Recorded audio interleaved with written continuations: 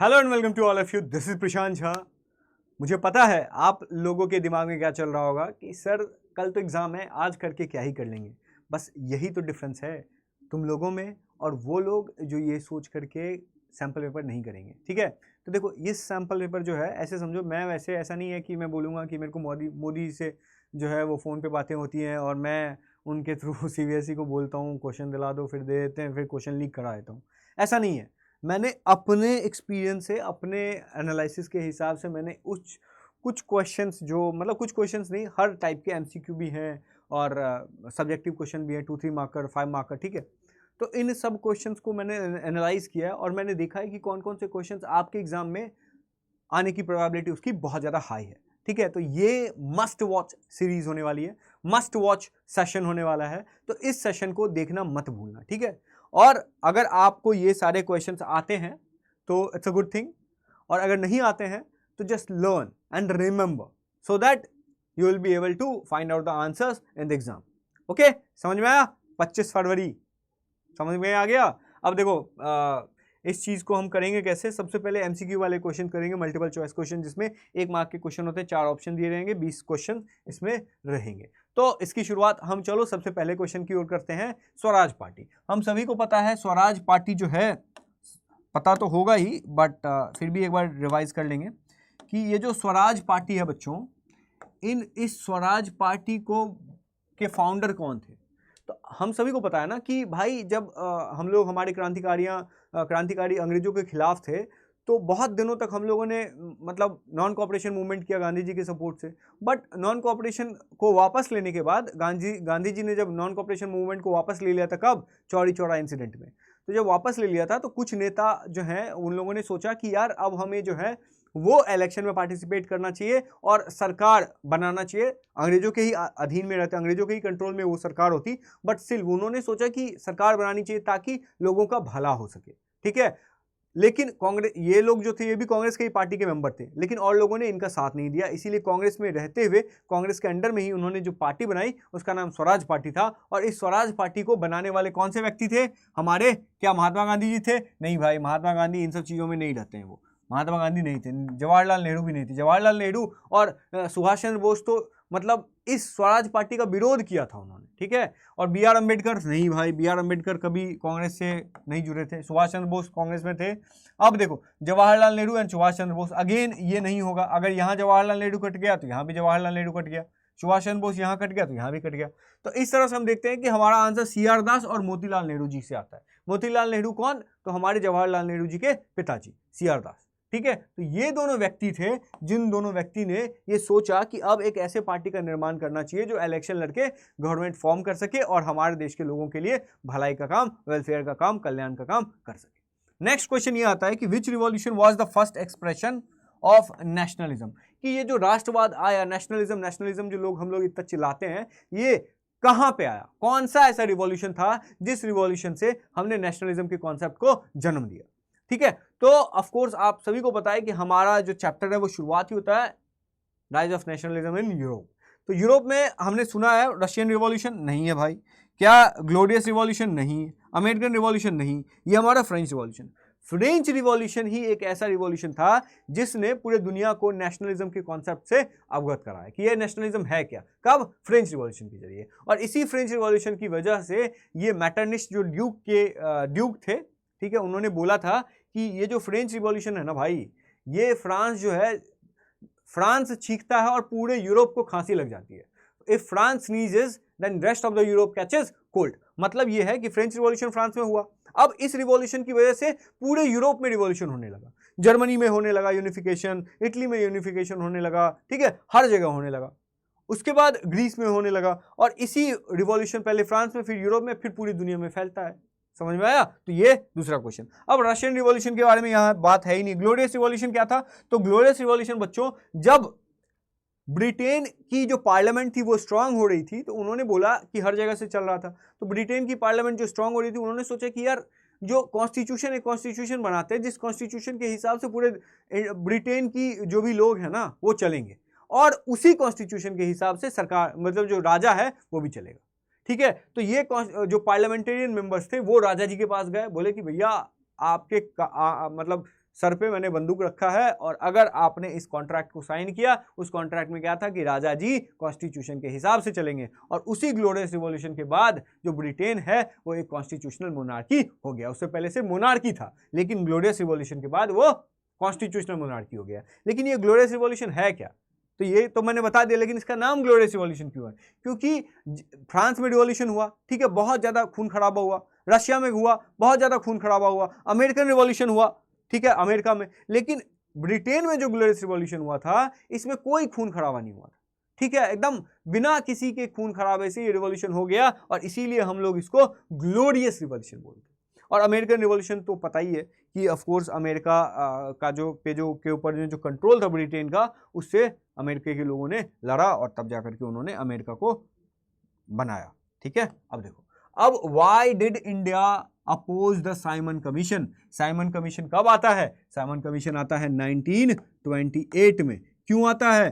तो ब्रिटेन की सरकार उसको भेजती है कि भैया साइमन भैया तुम जाओ इंडिया और देखो कि वहाँ के लोग, देखो हमारे देश के बहुत सारे लोग जो हैं 1920 में भी और उससे पहले भी जो है उन लोगों ने बहुत बार अंग्रेजों को बोल चुके थे कि भैया रिफॉर्म करो, नहीं तो हमारे देश के लोगों के ऊपर में शोषण कर रहे हो और अगर ऐसे ही शोषण करते रहोगे तो किसी दिन लात मार के ब्रिटेन भेज देंगे। तो इसीलिए ब्रिटेन की सरकार को कॉन्स्टिट्यूशन में रिफॉर्म तो करना ही था, सरकार में तो रिफॉर्म करना ही था, लोगों को राइट्स तो देना ही था, तो वो राइट्स देते कैसे, वो समझते कैसे कि कहाँ दिक्कत है, इसीलिए उन्होंने साइमन को इंग्लैंड से, ब्रिटेन से इंडिया भेजा।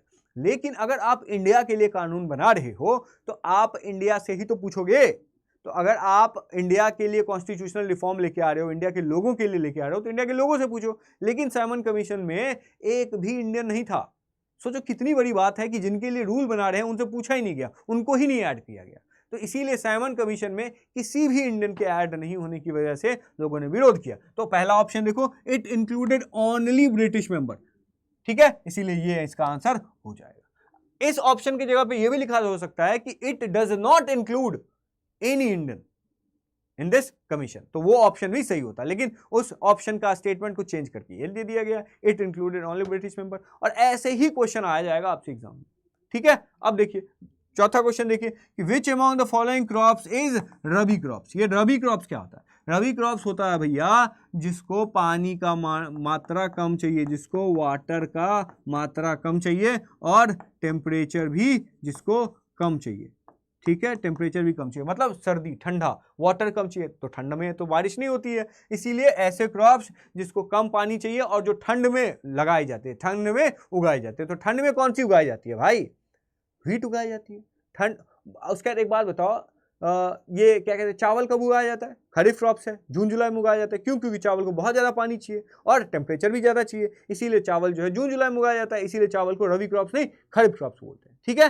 तो इस रबी क्रॉप्स का एग्जांपल क्या हो जाएगा? क्या राइस होगा? नहीं, ये खरीफ क्रॉप्स है, ये खरीफ क्रॉप्स है।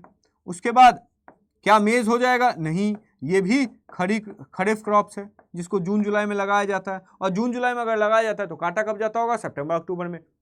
समझ में आया? और रबी क्रॉप्स कब काटा जाता है? लगाया जाता है इसको अक्टूबर नवंबर में, ठीक है, और काटा जाता होगा मार्च अप्रैल में। और मार्च अप्रैल में काटा जाता है और जून जुलाई में, देखो मार्च अप्रैल में रबी क्रॉप्स को काटा जाता है और जून जुलाई में फिर खरीफ क्रॉप्स को बो दिया जाता है। तो मार्च अप्रैल से लेकर जून जुलाई के बीच में जो गैप है उसमें क्या किया जाता है? तो उसमें जैद क्रॉप किया जाता है। जैद क्रॉप्स कैसे? क्यूकम्बर हो गए, ठीक है, वाटरमेलन हो गए, सब्जियां हो गई, ये सब जैद सीजन में लगाया जाता है। रबी क्रॉप्स में क्या? व्हीट लगाया जाता है, ठीक है, पीज लगाया जाता है। समझ में आया? तो व्हीट इसका आंसर हो जाएगा। कॉटन इसका आंसर नहीं होगा क्योंकि कॉटन को भी बहुत ज्यादा पानी चाहिए, ठीक है। चलो अब देखो, व्हाट डज जीडीपी स्टैंड्स। तो जीडीपी के बारे में हमने बोला है कि जीडीपी का मतलब क्या होता है? सीधा इतना समझो, ग्रॉस डेवलपमेंट प्रोडक्ट नहीं, यहां पे gross domestic production, sorry production है, यहां पे प्रोडक्शन नहीं होगा, gross domestic product, GDP. GDP का मतलब कि ग्रॉस का मतलब क्या होता है? ग्रॉस का मतलब होता है टोटल, प्रोडक्ट मतलब कि टोटल प्रोडक्ट कितना बनाया है, सामान, ठीक है। और डोमेस्टिक मतलब घर, घर मतलब हमारा घर क्या है? इंडिया, मतलब इंडिया में टोटल कितना प्रोडक्ट बनाया गया है उस साल, मतलब जीडीपी निकाला जाता है 1 साल के लिए, 1 ईयर के लिए निकाला जाता है कि इस 1 ईयर में इंडिया में, जो कि हमारा घर है, डोमेस्टिक है, तो इस 1 ईयर में डोमेस्टिक में इंडिया में टोटल कितना प्रोडक्ट बनाया जाता है, टोटल कितना प्रोडक्ट सेल होता है। अब क्या होता है, जीडीपी निकालते टाइम हमने पढ़ा है प्राइमरी, सेकेंडरी, टर्शरी। अब इस प्राइमरी, सेकेंडरी, टर्शरी में फाइनल प्रोडक्ट ले लेते हैं। प्राइमरी प्रोडक्ट में भी फाइनल प्रोडक्ट ले लेते हैं, प्राइमरी सेक्टर से भी फाइनल प्रोडक्ट ले लिए, सेकेंडरी सेक्टर से भी फाइनल प्रोडक्ट ले लिए, टर्शरी सेक्टर से भी फाइनल प्रोडक्ट ले लिए। आप प्राइमरी सेक्टर से जितना फाइनल प्रोडक्ट है सब ले लिए, ठीक है। वही सेम सेकेंडरी में भी, टर्शरी में भी किए, और सबका फाइनल प्रोडक्ट जो है उस सबका फाइनल वैल्यू ऐड कर दिए, और जो वैल्यू निकला उसी को ग्रॉस डोमेस्टिक प्रोडक्ट बोलते हैं, और इसीलिए इसका आंसर सी हो जाएगा और हम आ जाएंगे। अब बोला जा रहा है कि कौन सा इसमें से इंडस्ट्री है जो कि बैकबोन है।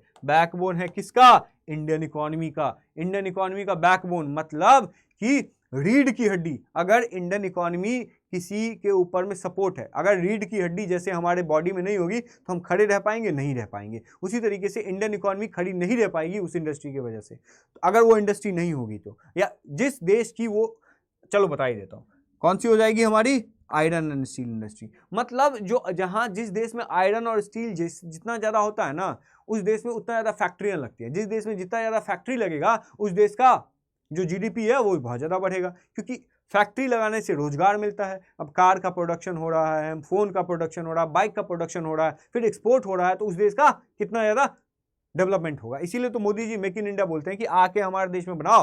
तो आयरन और स्टील इंडस्ट्री जिस भी देश का अच्छा है वो देश डेवलप कर रहा है, और इसीलिए आयरन और स्टील इंडस्ट्री की वजह से ही हमारा इंडियन इकोनॉमी जो है वो अभी तक खड़ा है। इसीलिए इंडियन इकोनॉमी का बैकबोन कौन सा इंडस्ट्री है? Iron and steel industry. Next question देखो क्या है। अब बोला जा रहा है इलेक्शन कमिश्नर ऑफ इंडिया कौन अपॉइंट करता है? Simple, president. प्राइम मिनिस्टर के पास ये पावर नहीं होता, लोकसभा के पास, चीफ जस्टिस के पास पावर नहीं होता है। ये प्रेसिडेंट ही होते हैं, जो हमारे राष्ट्रपति जो होते हैं वही इलेक्शन कमिश्नर को नियुक्त करते हैं। ये क्या काम करवाते हैं? ये काम करवाते हैं इलेक्शन करवाने का। किसका? तो भैया लोकसभा और राज्यसभा। लोकसभा मतलब लोकसभा राज्यसभा का तो होता ही है, पार्लियामेंट लेवल पे भी होता है। Election commissioner of India election कराती है कहाँ किस लेवल पे? तो भाई सेंट्रल लेवल पे कराती है, ठीक है, और स्टेट लेवल पे कराती है। सेंट्रल लेवल पे क्या क्या हो गया भैया?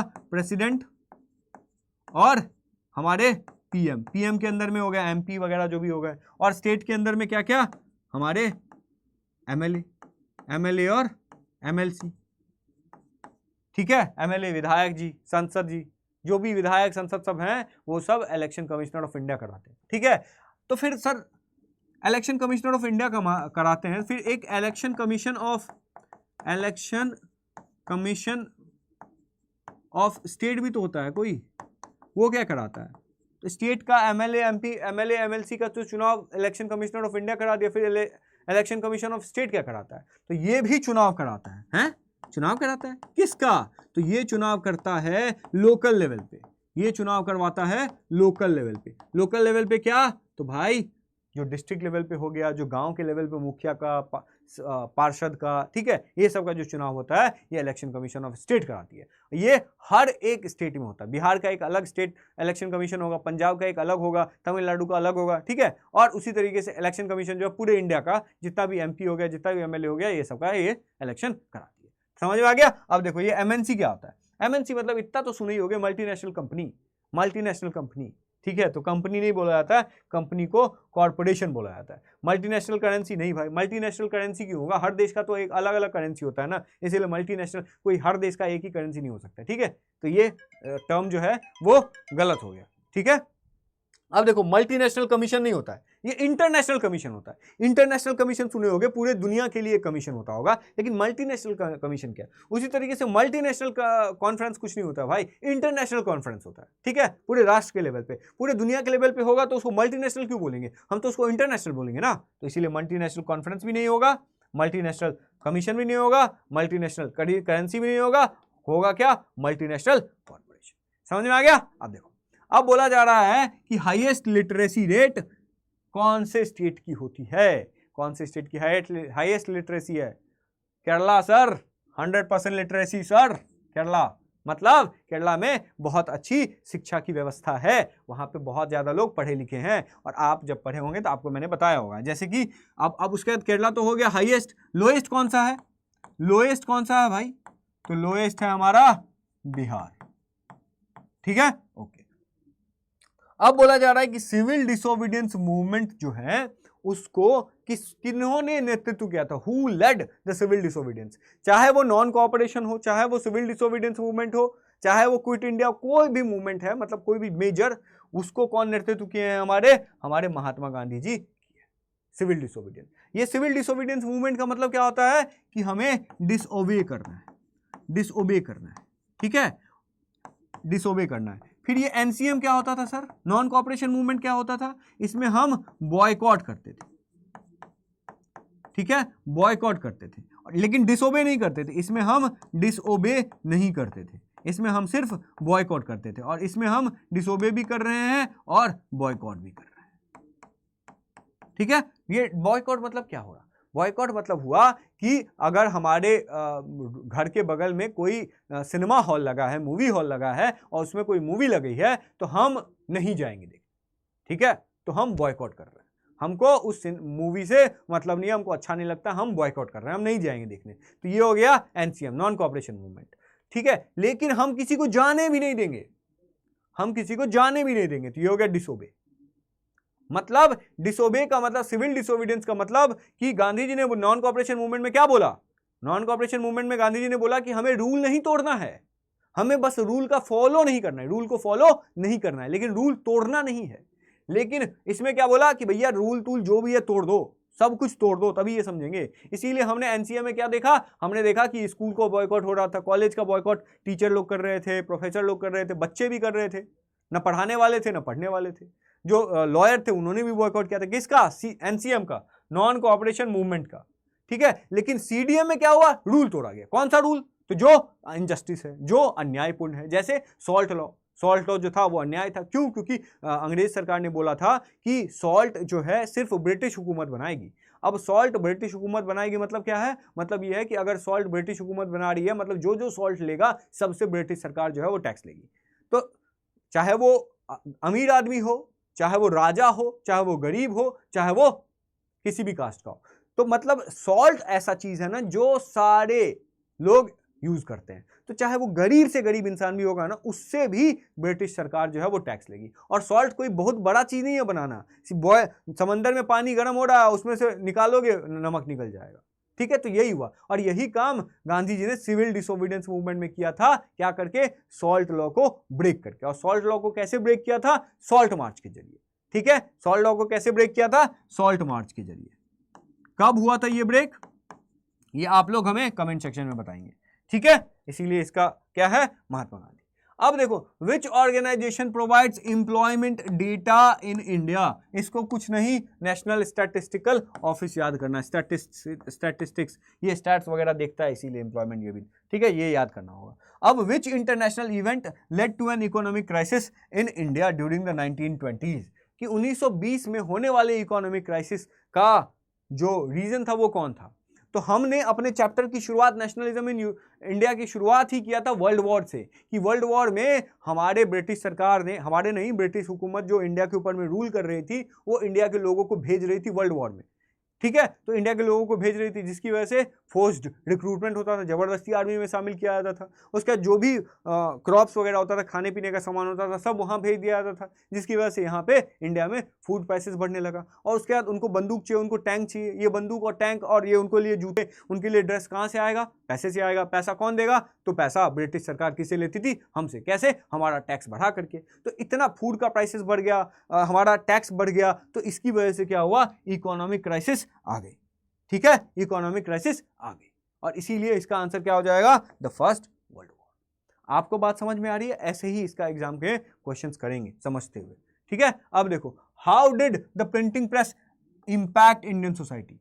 19th सेंचुरी में प्रिंटिंग प्रेस आने की वजह से क्या हुआ था? तो जब प्रिंटिंग प्रेस आया था तो किताबें छपने लगी थी, न्यूज़पेपर छपने लगे थे। ठीक है, उसके बाद मैगजीन छपने लगे थे। और वो छपते क्या थे उसमें? तो जो भी हमारे क्रांतिकारी होते थे वो लोगों को बोलते थे कि तुम्हारे ऊपर जो है वो ब्रिटिश सरकार जुल्म कर रही है, तुम जागो। क्योंकि हमारे देश के लोग पढ़े लिखे नहीं थे, क्योंकि उस टाइम पे कोई किताबें उतने ज़्यादा अवेलेबल था नहीं। तो जब प्रिंटिंग प्रेस आया, किताबें छपनी शुरू हो गई, तो लोगों तक ये बात पहुंचाई गई क्रांतिकारियों के जरिए कि तुम्हारे साथ अन्याय हो रहा है। कौन अन्याय कर रहा है? अंग्रेजी सरकार, इसीलिए तुम उसका विरोध करो। तो इसकी वजह से इंडियन सोसाइटी में क्या इम्पैक्ट पड़ा कि it helped spreading nationalist ideas, कि जो राष्ट्र को लेके आइडिया है, जो देशभक्ति की भावना है, वो किताबों के जरिए फैलाई गई, और ये हुआ प्रिंटिंग प्रेस आने की वजह से। अब यहाँ पे बात आ जाएगा कि प्रिंटिंग जो है, प्रिंटिंग प्रेस इंडिया में कौन इंट्रोड्यूस कराया था? तो हमारे पोर्चुगीज कहाँ आए थे? गोवा में। ठीक है, तो पोर्चुगीज ही ने ही प्रिंटिंग प्रेस का जो है वो इंट्रोड्यूस इंडिया में किया था। लेकिन फिर प्रिंटिंग प्रेस यूरोप में किसने किया था? मार्क पोलो। ठीक है, और प्रिंटिंग प्रेस, प्रिंटिंग टेक्नोलॉजी का खोज किसने किया था? डिस्कवर किसने किया था? तो हमारे गुटेनबर्ग साहब। और फिर प्रिंटिंग प्रेस का टेक्नोलॉजी का खोज करने के बाद, प्रिंटिंग मशीन का खोज करने के बाद उन्होंने कौन सी किताब छापी? बाइबल छापी, जो सबसे ज्यादा दुनिया में पॉपुलर था। ठीक है, मतलब प्रिंटिंग टेक्नोलॉजी से इंपैक्ट क्या पड़ा? लोगों के अंदर में राष्ट्र भावना जागी, देशभक्ति जागी। प्रिंटिंग टेक्नोलॉजी को इंडिया में कौन इंट्रोड्यूस किया था? पोर्चुगीज। ठीक है, और प्रिंटिंग टेक्नोलॉजी को यूरोप में कौन इंट्रोड्यूस कराया था? तो मार्क पोलो, चाइना से। उसके बाद फिर प्रिंटिंग प्रेस का आविष्कार किसने किया था? तो हमारे गुटेनबर्ग ने आविष्कार करके कौन सी किताब छापी? बाइबल। ठीक है, अब देखो उसके बाद which of the following has been eliminated in democratic country. Democratic country मतलब क्या होता है? जहां पे लोगों का रूल होता है, जहां पे लोग जो है, जनता जो है, वो अपने लिए सरकार चुन करके भेजती है। ये राजा नहीं है, राजा को कोई चूज नहीं करता है। लेकिन डेमोक्रेटिक गवर्नमेंट में जो डेमोक्रेसी होती है, जो लोग द्वारा डेमोग्राफी होती है, वो जनता जो होती है वो अपने लिए सरकार चूज करती है। तो बोला जा रहा है कि जहां जहां डेमोक्रेटिक कंट्री है वहां पे इनमें से कौन सा एलिमिनेट हो गया? एलिमिनेट मतलब खत्म हो गया। क्या ओपिनियन का डिफरेंसेस खत्म हो जाएगा? नहीं, जब तक इंसान है तब तक लोगों के अंदर में मतभेद होते रहेंगे, डिफरेंस ऑफ ओपिनियन होता रहेगा, और होना भी चाहिए। ठीक है, उसके बाद क्या सोशल कॉन्फ्लिक्ट खत्म हो सकते हैं? क्या लोगों में एक दूसरे के प्रति जो झगड़ना होता है वो खत्म हो सकता है? सोसाइटी में कॉन्फ्लिक्ट खत्म हो सकता है? नहीं, कभी नहीं। जब तक इंसान है तब तक रहेगा। क्या ये इकोनॉमिक इनइक्वालिटी खत्म होगी? कभी नहीं भाई। मतलब अमीर अमीर रहेंगे, आज भी थे, 10,000 साल पहले भी थे, और 10,000 साल बाद भी रहेंगे। गरीब आज भी थे, कल भी थे, और परसों भी रहेंगे। ठीक है, तो ये इन इकोनॉमिक इनइक्वालिटी हमेशा रहेगी, इसीलिए भी आंसर नहीं रहेगा। होगा क्या? पॉलिटिकल इनइक्वालिटी, कि पहले राजा जी के टाइम पे किसी को वोट देने का अधिकार नहीं था, लेकिन अब वोट देने का अधिकार हो गया है। तो अब ये हम कह सकते हैं कि पॉलिटिकल इनइक्वालिटी खत्म हो गई है, एलिमिनेट हो गई है। कहाँ? डेमोक्रेटिक कंट्री में। मतलब कि पहले मर्दों को ही सिर्फ वोट देने का अधिकार था। ठीक है, उसके बाद फिर बंधुआ मजदूरी भी होती थी, स्लेव्स गुलाम बनाए जाते थे। लेकिन डेमोक्रेटिक कंट्रीज में धीरे धीरे ये सारे जो औरतों को भी अधिकार मिला, स्लेवरी खत्म की गई। ठीक है, इसीलिए हम बोल सकते हैं कि पॉलिटिकल इनइक्वालिटी जो है वो खत्म हो गई। पॉलिटिकल इनइक्वालिटी मतलब आप लोगों को हक नहीं दे रहे हैं कि वो अपने लिए सरकार चूज कर सके। अब बात करते हैं कि पब्लिक सेक्टर का फीचर क्या। पब्लिक सेक्टर क्या होता है? पब्लिक सेक्टर मतलब पब्लिक का है, मतलब ये सरकारी है। ठीक है, और एक दूसरा सेक्टर होता है, प्राइवेट सेक्टर। तो पब्लिक सेक्टर गवर्नमेंट ओन करता है, और प्राइवेट सेक्टर कौन ओन करता है भैया? प्राइवेट सेक्टर कौन ओन करता है? Private individual. अंबानी, अडानी, ये सब जो हैं, ये सब यही लोग हैं, इंडिविजुअल चाहे ग्रुप। ठीक है, तो पब्लिक सेक्टर का फीचर क्या होता है? पब्लिक सेक्टर का काम क्या होता है? अगर ये सरकार इसको ओन करती है, मतलब कि ये जनता के कल्याण के लिए बनाए जाते हैं। मतलब कि बैंक क्या है? पब्लिक सेक्टर है, तो बैंक लोगों के लिए है। रेलवे क्या है? रेलवे को अडानी ओन करता है, अंबानी ओन करते हैं? नहीं, रेलवे को ओन करती है हमारी सरकार। इसीलिए रेलवे जो है वो फायदा नहीं खोजता है, वो लोगों का कल्याण सोचता है। तो इसीलिए वो बहुत सारे पब्लिक सेक्टर कंपनी जो होती हैं वो लॉस में भी होती हैं। क्यों? क्योंकि उनका इंटेंशन प्रॉफिट कमाना नहीं है, उनका इंटेंशन लोगों का कल्याण करना है, लोगों को फायदा पहुंचाना है, लोगों की जरूरतों को पूरा करना है, जैसे पब्लिक बसेज जो चलती हैं। ठीक है, उसके बाद प्राइवेट सेक्टर का क्या काम है? प्राइवेट सेक्टर का इतना ही काम है कि उनको सिर्फ प्रॉफिट मिलता रहे। ठीक है, इसीलिए तो क्या हो गया? प्राइवेट, इसको फीचर क्या है? प्राइवेट ओनरशिप नहीं भैया, गवर्नमेंट ओनरशिप हाँ भैया, मार्केट ड्रिवन इकोनॉमी नहीं, लैक ऑफ जॉब सिक्योरिटी नहीं। ठीक है, गवर्नमेंट ओनरशिप समझ में आ गया।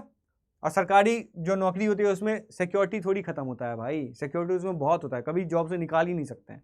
ठीक है, अब बोला जा रहा है which type of soil is most wide spread and fertile. यहाँ बोला जा रहा है कौन सा ऐसा सॉइल है जो फर्टाइल है। फर्टाइल तो एलुवियल सॉइल भी है और ब्लैक सॉइल भी है, एरिड सॉइल नहीं है, लेटराइट सॉइल नहीं है, लेकिन एलुवियल सॉइल और ब्लैक सॉइल में फर्टाइल तो दोनों है, लेकिन आंसर में क्या देंगे? तो एक और वर्ड है फर्टाइल के साथ साथ वाइड स्प्रेड भी लिखा हुआ है, तो सबसे ज्यादा कौन सा सॉइल फैला हुआ है? तो एलुवियल सॉइल। एलुवियल सॉइल बहुत ज्यादा एरिया में फैला हुआ है और बहुत ज्यादा फर्टिलिटी भी इसकी है, इसीलिए दो टर्म पूछा गया। अगर फर्टाइल रहता तो दोनों में से किसी एक में भी टिक लगा सकते थे, लेकिन यह फर्टाइल और वाइड स्प्रेड है, मतलब जितना कौन सबसे ज्यादा एरिया में फैला गया, तो एलुवियल सॉइल। ठीक है, अब देखो what is the major benefit of MNC? MNC working with the local company. अगर हमारे देश में बाहर से कोई कंपनी आती है तो इससे हमें क्या फायदा मिलता है? इससे हमारे लोकल कंपनी को क्या फायदा मिलता है? तो जब बाहर की यूएसए की कोई कंपनी आएगी इंडिया में, टेस्ला आएगी, तो अपने साथ साथ टेस्ला के पास रिमोट कंट्रोल वाला टेक्नोलॉजी है, तो जो बाहर की कंपनी आएगी तो वो अपने साथ पैसा लेके आएगी, क्योंकि उसको यहाँ पे अपना फैक्ट्री लगाना है, पैसा हमारे देश में इन्वेस्ट होगा, और दूसरा नए नए टेक्नोलॉजी जो हमने अभी तक खोजा भी नहीं है, वो अच्छे अच्छे टेक्नोलॉजी हमारे देश में आएंगी। मतलब MNC provides job abroad. Job abroad का है, अब्रॉड तो दूसरा देश के बाहर हो गया, तो देश के अंदर ना जॉब क्रिएट करते हैं, इसीलिए कट गया। उसके बाद क्या भाई? उसके बाद देखो ए यहां हो गया, गलती टाइप हो गया। MNC share its institutional policy, नहीं, ये भी क्यों ही करेगा भाई। MNC shares the latest technology, देखो लेटेस्ट टेक्नोलॉजी यहाँ है, हाँ भाई, अगर उसको कोई भी यूएसए की चाहे यूरोप की कंपनी इंडिया में स्टैब्लिश होगी तो वो अपने साथ टेक्नोलॉजी भी लेके आएगी, और उस टेक्नोलॉजी का यूज सभी इंडिया के लोकल कंपनी जो है वो कर सकते हैं, तो इसीलिए ये भी नहीं होगा, ये भी नहीं होगा। ठीक है, देखो MNC builds family relation, family relation बनाने थोड़ी आ रही है भाई, वो तो पैसे कमाने आ रही है, इसीलिए इसका आंसर सी होगा। अब देखो why is sustainable development important? Sustainable development से रिलेटेड एक क्वेश्चन भी है, इसीलिए इसको अच्छे से डिस्कस नहीं करेंगे, उस टाइम पे डिस्कस करेंगे। इतना समझ लो कि सस्टेनेबल डेवलपमेंट दो काम करता है। पहला काम क्या करता है कि फ्यूचर जनरेशन जो है वो इम्पैक्ट ना हो, फ्यूचर जनरेशन जो है वो कॉम्प्रोमाइज ना हो, पहला इसका कॉम्प्रोमाइज ना हो। और दूसरा काम क्या करती है? वो एनवायरमेंटल डैमेज ना हो, एनवायरमेंटल डैमेज, हमारा एनवायरमेंट जो है वो डैमेज ना हो। दो चीज अगर हो रहा है इसका मतलब ये है कि ये सस्टेनेबल डेवलपमेंट हो रही है। डेवलपमेंट हो रही है, हम फॉसिल फ्यूल यूज कर रहे हैं, पॉल्यूशन फैलाए जा रहे हैं, है ना। तो एक तो हमारा फॉसिल फ्यूल्स जो पेट्रोल है वो तो नॉन रिन्यूएबल एनर्जी है, वो तो आज ना कल खत्म होगा ही, तो हम अगर सारा एनर्जी अभी यूज कर लेंगे तो फ्यूचर जनरेशन के लिए क्या बचा रहेगा? तो फ्यूचर जनरेशन कॉम्प्रोमाइज होगा डेवलपमेंट में, और एनवायरमेंट भी डैमेज हो रहा है, पॉल्यूशन भी हो रहा है। इसीलिए हमें ऐसा डेवलपमेंट करना है जिससे हमारा फ्यूचर जनरेशन पे भी इंपैक्ट ना पड़े और एनवायरमेंट डैमेज भी ना हो। ठीक है, जैसे it promotes economic growth only, it allows unlimited resources, नहीं भाई ये भी नहीं होगा, ये भी नहीं होगा। इट इंश्योर्स एनवायरमेंटल कंजर्वेशन, बिल्कुल हाँ, एनवायरमेंट को बचाता है। और ये कैसे होगा सस्टेनेबल डेवलपमेंट? समझ तो गए कि फ्यूचर जनरेशन कंप्रोमाइज नहीं होगा और डैमेज भी नहीं होगा एनवायरमेंट को, लेकिन कैसे? तो अगर हम रिन्यूएबल का यूज करेंगे, मतलब सोलर पावर का यूज करेंगे, विंड एनर्जी का यूज करेंगे, ठीक है, न्यूक्लियर पावर का यूज करेंगे, इससे क्या हो जाएगा हमारे देश में कि पॉल्यूशन नहीं होगा और फ्यूचर जनरेशन भी इंपैक्ट नहीं होगा। मतलब जब तक सूरज भगवान है तब तक सोलर पावर यूज कर सकते हैं, जब तक हवा बह रहा है तब तक विंड एनर्जी यूज कर सकते हैं, तो फ्यूचर जनरेशन भी इंपैक्ट नहीं हो रही है। अब देखो इसका answer, which sector provides better job security? कौन से सेक्टर में जॉब सिक्योरिटी अच्छा होता है? Organise sector, unorganise sector, primary और थर्मल, इनफॉर्मल। तो ऑर्गेनाइज सेक्टर हो गया। ऑर्गेनाइज मतलब कि जहां पे सही से काम होता है। ऑर्गेनाइज सेक्टर दो तरह का सेक्टर होता है, ऑर्गेनाइज, अनऑर्गेनाइज। तो ऑर्गेनाइज जो होता है इसमें डॉक्यूमेंटेशन होता है, ठीक है। आप अगर जॉब ज्वाइन करेंगे वहाँ पे आपसे कॉन्ट्रैक्ट साइन कराया जाएगा, आपको मेडिकल बेनिफिट्स दिया जाएगा, आपके लिए ये पीएफ जैसा व्यवस्था होगा, आपको कुछ हो गया तो आपके लिए हॉस्पिटल वाला व्यवस्था होगा। आप अगर ओवर टाइम कर रहे हैं तो आपको ओवर टाइम का अलग से पैसा मिलेगा, ठीक है। संडे को ऑफ मिलेगा, जो जिस दिन हॉलीडे होता है उस दिन ऑफ मिलेगा। लेकिन इनफॉर्मल में क्या होता है?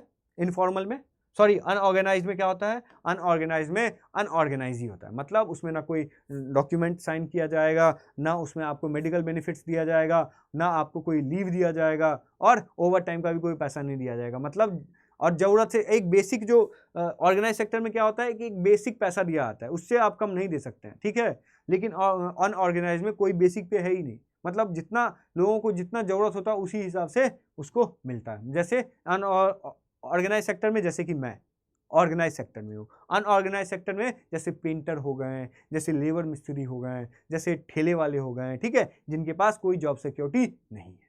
ठीक है, इसीलिए जॉब सिक्योरिटी किस में अच्छा है? ऑर्गेनाइज्ड। तुम किस में काम करना चाहोगे? ऑर्गेनाइज्ड में। अब देखो, when does communalism arise? When does नहीं, अच्छा चलो, कम्युनलिज्म कब ज्यादा इफेक्ट होता है? तो जैसे ये कम्युनलिज्म है, तो कम्युनलिज्म का मतलब कि जो रिलीजन को अपने बीच में रखता है, कुछ भी हो रहा है वो बीच में रिलीजन घुसा देगा। कुछ भी हो रहा है, हाँ भाई हिंदू मुस्लिम, हाँ भाई सिख ईसाई, मतलब कुछ भी हो रहा है रिलीजन को बीच में घुसा दो। तो उसका जो सोचने का जो दायरा है ना वो रिलीजन तक ही है, इसीलिए उसको कम्युनलिज्म बोलते हैं। उसी से रिलेटेड एक कास्टिज्म होता है, चाहे कास्टिस्ट होता है। ये कास्टिस्ट क्या करते हैं? कास्टिस्ट क्या करते हैं, जैसे कम्युनलिज्म में रिलीजन सेंटर में रहता है, उसी तरह से कास्टिज्म में कास्ट सेंटर में रहता है। ठीक है, अब देखो कम्युनलिज्म कब होता है? तो जब व्हेन वन कम्युनिटी, जब किसी देश में एक कम्युनिटी बिलीव करती है कि उसका जो धर्म है वो सुपीरियर है और कोई काम धंधा नहीं करना, उसको धर्म ही सुपीरियर करना है। जैसे पाकिस्तान में इस्लाम खतरे में नहीं है, इस्लाम खतरे में है, तो इस्लाम को लेकर के, बांग्लादेश में देख लो, श्रीलंका में बुद्धिज्म को लेकर के है। तो ये सब क्या है? ये सब ऐसे धर्म है, ऐसे लोग हैं जो कि धर्म को बीच में रखते हैं, इसीलिए हम सी डालेंगे। ठीक है, और ये था हमारा एमसीक्यू। अब हम देखते हैं क्या? अब हम देखेंगे सब्जेक्टिव क्वेश्चन, और इसमें बहुत मजा आने वाला है। और ये सारे जो क्वेश्चन है ना बच्चों, ये अगर आप समझ लिए तो इसमें से समझो कि बहुत सारे क्वेश्चन आपके एग्जाम में आने की पॉसिबिलिटी है। ठीक है, और ये क्वेश्चन अगर आपको आता है, इसका मतलब ये है कि आपकी तैयारी अच्छे से हो चुकी है। जैसे कि इंडिया ने मल्टी पार्टी सिस्टम को क्यों अडॉप्ट किया था? इंडिया के पास तो बहुत कुछ का ऑप्शन था, लेकिन मल्टी पार्टी सिस्टम इन्होंने क्यों अडॉप्ट किया था?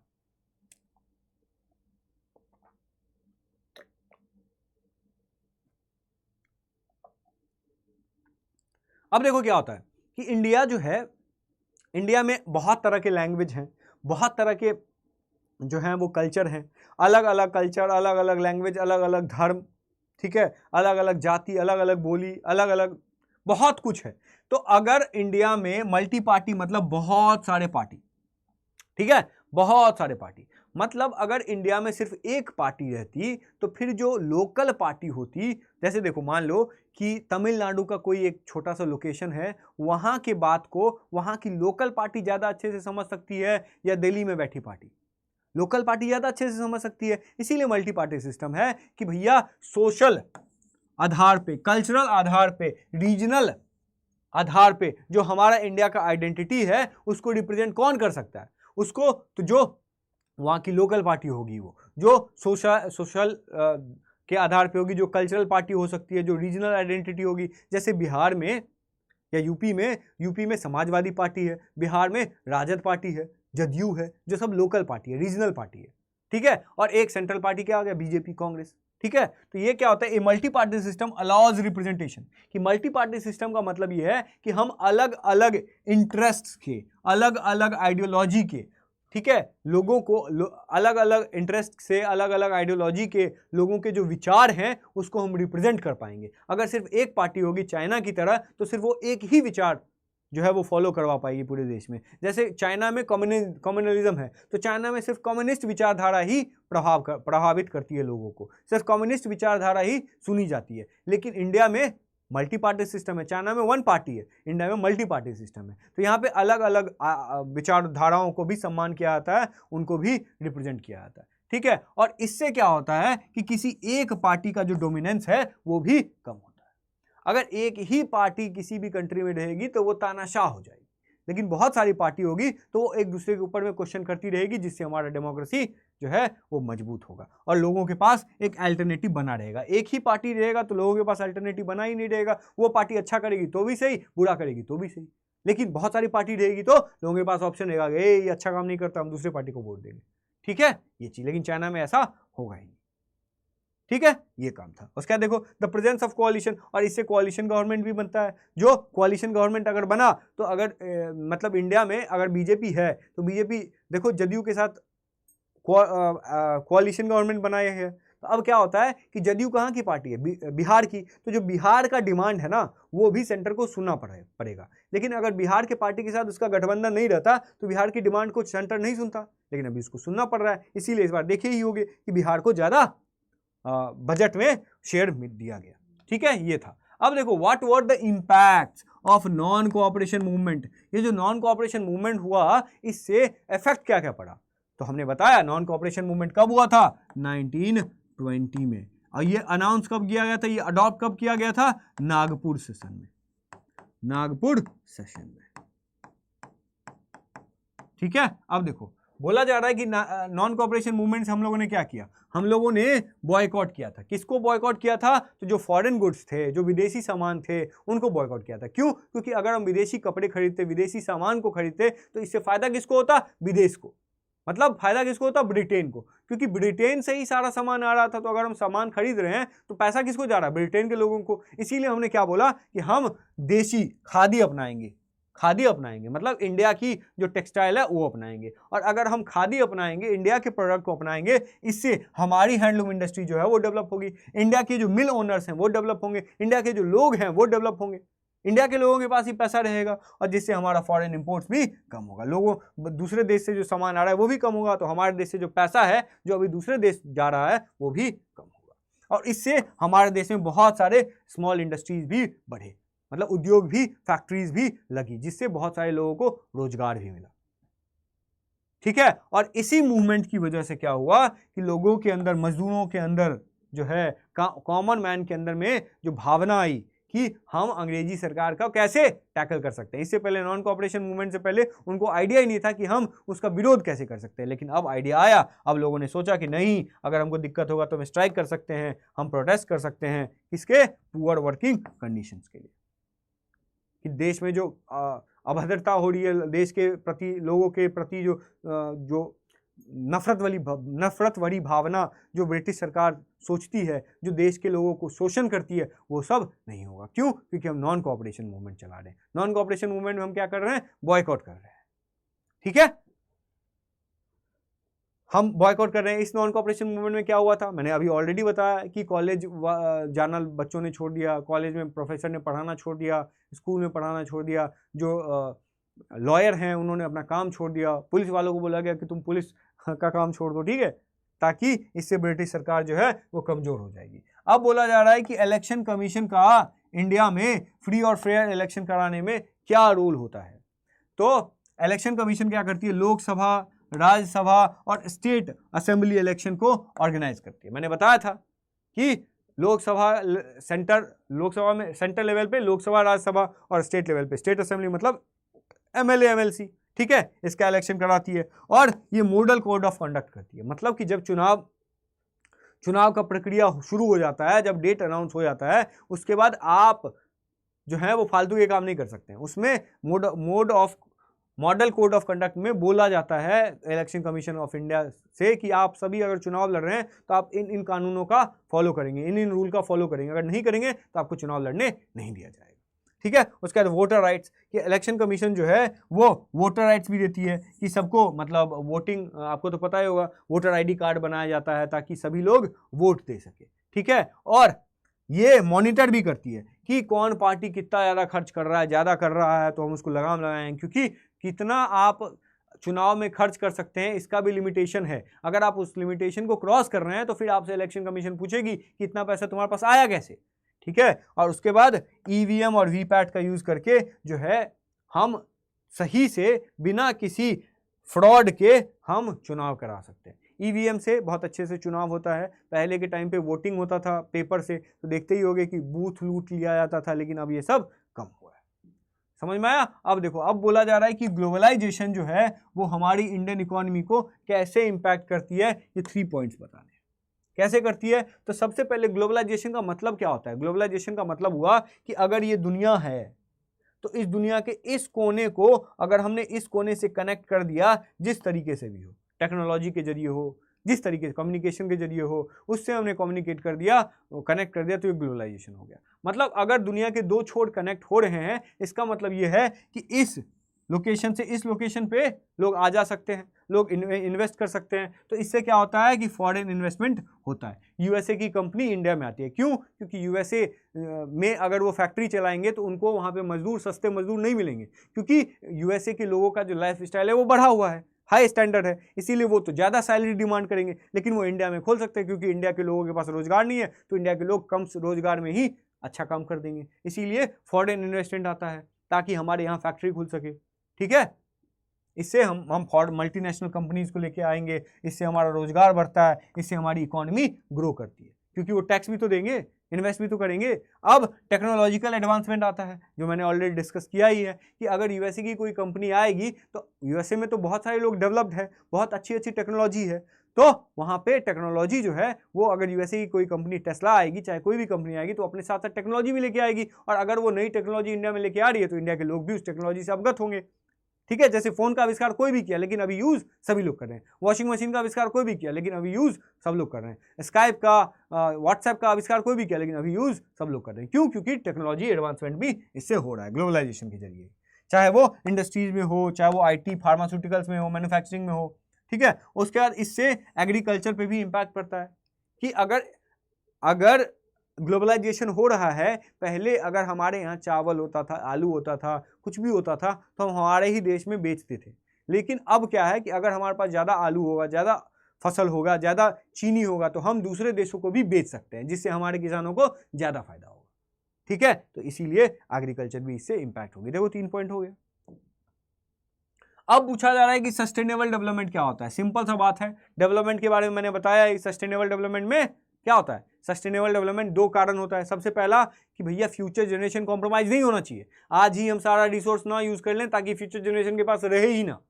और दूसरा, एनवायरमेंट डैमेज ना होना चाहिए। इतना हम पेट्रोल का इस्तेमाल करेंगे, केरोसिन का इस्तेमाल करेंगे, कोयला का इस्तेमाल करेंगे, जिससे पूरा पॉल्यूशन होने लगेगा, जिससे हम लोग सांस भी नहीं ले पाएंगे ठीक से। इसीलिए हमें ऐसा डेवलपमेंट करना हो जिससे फ्यूचर जनरेशन भी कॉम्प्रोमाइज ना हो और एनवायरमेंट डैमेज भी ना हो। तो इसीलिए देखो, sustainable development means meeting present needs without compromising the ability of future generation.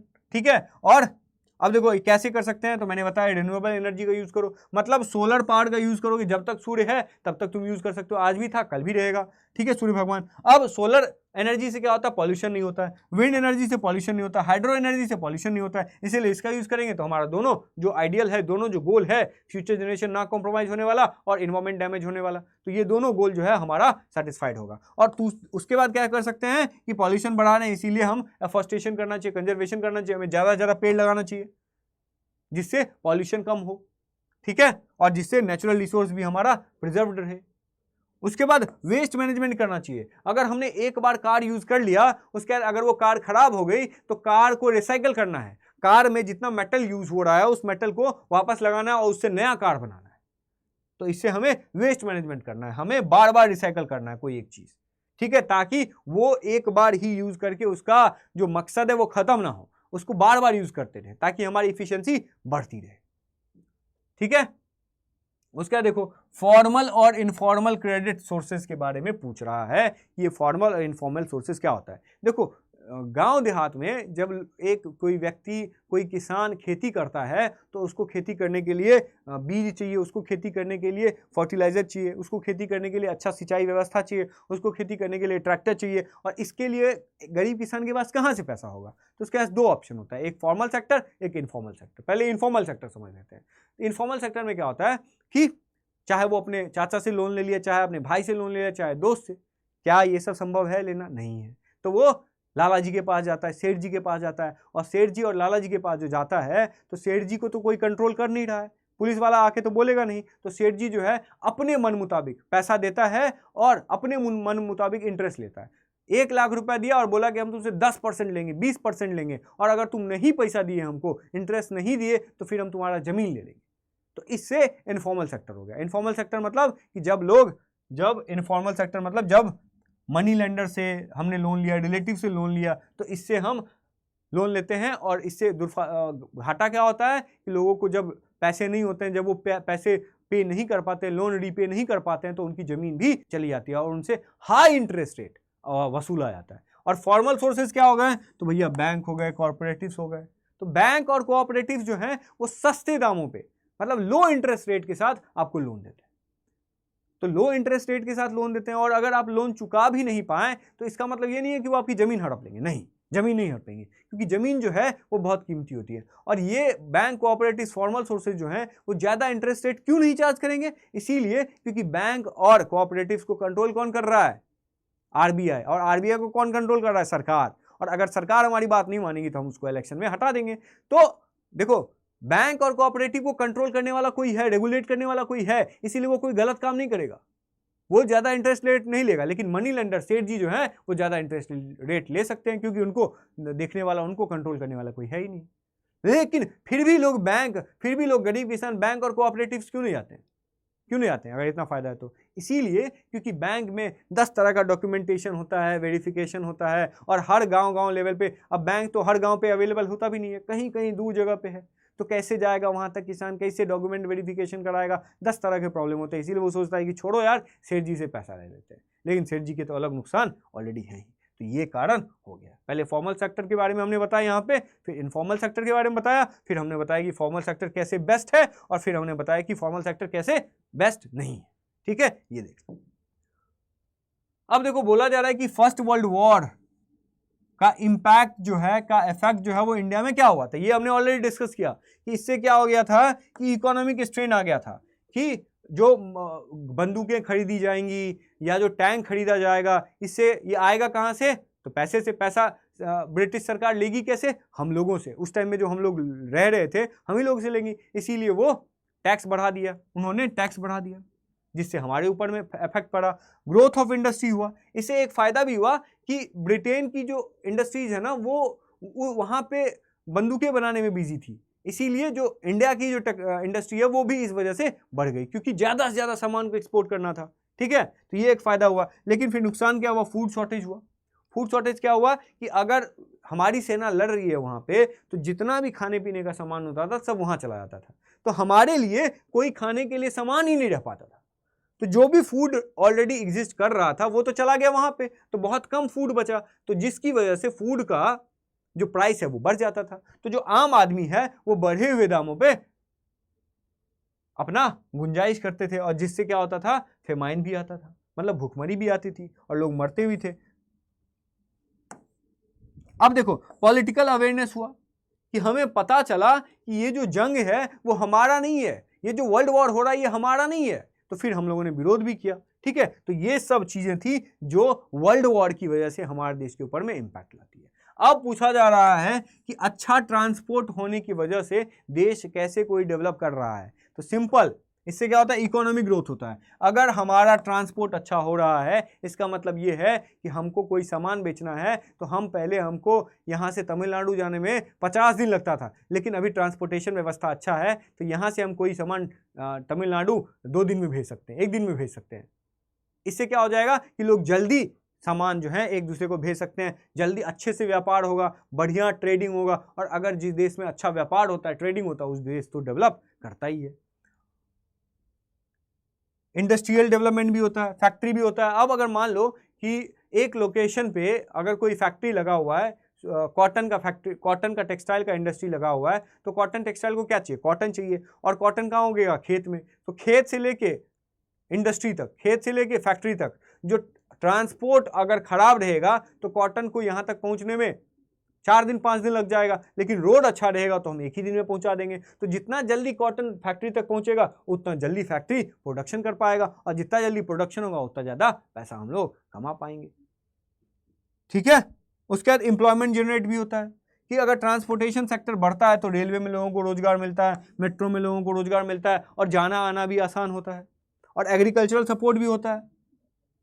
जैसे कि अगर मान लो बीज लेना हुआ, चाहे मान लो कि सब्जी है, फल है, वो सब ऐसी चीज़ें हैं ना जो अगर जल्दी नहीं पहुंचाई गई तो सड़ जाएंगी। अगर मान लो खेत में सब्जी उगाई जा रही है, वो ज़्यादा से ज़्यादा 2-3 दिन रहता है, तो अगर उसी को 2-3 दिन में ही अगर मार्केट तक नहीं पहुंचाया गया तो वो सब्जी खराब हो जाएगा, और इससे किसानों को नुकसान होगा। लेकिन अगर हमारा ट्रांसपोर्टेशन सिस्टम अच्छा होगा तो इससे किसानों को भी मुनाफा होगा। तो ये सब ऐसे ही एक बार पढ़ लेना। उसके बाद how can the government promote small scale industries in India, कि हमारे देश में जो छोटे छोटे फैक्ट्री, छोटे छोटे लेवल पे जो इंडस्ट्री है वो कैसे डेवलप की जा सकती है। तो सिंपल सा बात है, फाइनेंशियल सपोर्ट दे करके आप लोन दीजिए। जिन लोगों के पास दिमाग है, वो आपसे, उनके पास पैसा नहीं है, तो आप उनको लोन दीजिए ताकि वो छोटा मोटा कोई बिजनेस शुरू कर पाए, जिससे एमएसएमई हमारे देश में डेवलप हो पाए। एमएसएमई का मतलब मीडियम स्मॉल, ठीक है, एंटरप्राइजेस। तो उसके बाद स्किल डेवलपमेंट भी होता है कि अगर हमें स्मॉल स्केल इंडस्ट्री डेवलप करना है तो हमें लोगों को स्किल भी देना पड़ेगा कि देखो भैया ऐसे काम करोगे, इस तरह का टेक्नोलॉजी होता है, ऐसे आपको काम करना होगा। अगर लोगों को पता ही नहीं रहेगा तो वो बिजनेस कर कैसे पाएंगे, वो इंडस्ट्री चला कैसे पाएंगे। इसीलिए पहले उनको ज्ञान दीजिए। तो आप पहले स्किल डेवलपमेंट कीजिएगा तभी हो पाएगा। और इंफ्रास्ट्रक्चर भी डेवलपमेंट करना होगा, आपको रोड अच्छा करना होगा ताकि इंडस्ट्रीज भी जो है वो अच्छा कर सके। मार्केट सपोर्ट भी हो रहा है। मार्केट सपोर्ट क्या कि जो लोकल प्रोडक्ट है जैसे बिहार का बासमती चावल है, ठीक है, यूपी का बिहार का मखाना है, लीची है, ये सब एक्सपोर्ट कर सकते हैं। कैसे? जब हमारा एमएसएमई डेवलप होगा, जब हमारा स्मॉल स्केल इंडस्ट्री डेवलप हो रहा है तो हम उस मखान का चिप्स बना सकते हैं। अभी तक सिर्फ पोटैटो का ही चिप्स बन रहा है, लेकिन हम मखान का भी चिप्स बना सकते हैं, जिससे मखान उपजाने वाले जो किसान हैं उनको भी बेनिफिट होगा। ठीक है, ये सब है। और दूसरा चीज हम जो ये जो लाइसेंस ब्यूरोक्रेटिक रेड टेप्स जो है कि हमको बिजनेस करना है, हमको इंडस्ट्री लगाना है तो आप 10 करोड़ रुपया नेताजी को दीजिए, 5 लाख रुपया पुलिस वाले को दीजिए। तो ये सब आप कम करेंगे तो भी हमारा जो स्मॉल स्केल इंडस्ट्री है वो डेवलप करेगा।